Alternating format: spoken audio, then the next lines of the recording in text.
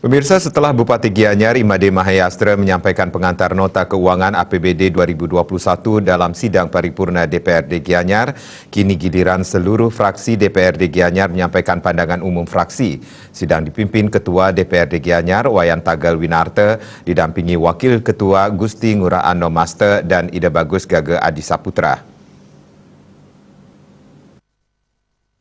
Usai penyampaian pandangan umum fraksi, Bupati Gianyar Imade Mahayastra mengatakan penyusunan APBD 2021 sudah terukur dan masih difokuskan pada pembangunan sektor kesehatan seperti pembangunan rumah sakit dan pendidikan serta pembangunan pasar umum.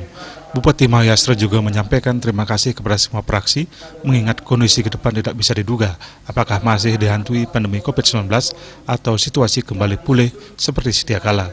Pihaknya juga berterima kasih kepada semua fraksi di tengah pandemi, pemerintah Kabupaten Gianyar masih bisa membangun. Ya, terkait dengan pemandangan umum fraksi yang telah disampaikan tadi, terkait dengan nota pengantar yang telah saya sampaikan 2 hari sebelumnya, tentunya ini masukan-masukan yang cukup luar biasa saya kira. Pertama, tentunya memahami bahwa kondisi sekarang ini sangat sulit. Di tengah-tengah pandemi kita menyusun rancangan APBD, di tengah-tengah pendapatan kita yang tidak ada kepastian apakah 2021 itu akan pulih, normal, masih seperti ini, ada peningkatan sebagian. Namun mau tidak mau kita harus susun APBD ini, kita fikirkan pendapatannya, kita rancang belanjanya yang memang harus terukur gitu, dan Dewan memahami.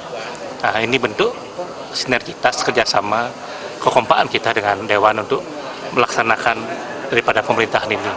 Jadi saya ucapkan terima kasih yang sebesar-besarnya. Ketua DPRD Gianyar Wayan Tagal Winarte mengatakan seluruh fraksi sudah memberikan berbagai masukan terkait nota keuangan RAPBD Kabupaten Gianyar tahun anggaran 2021.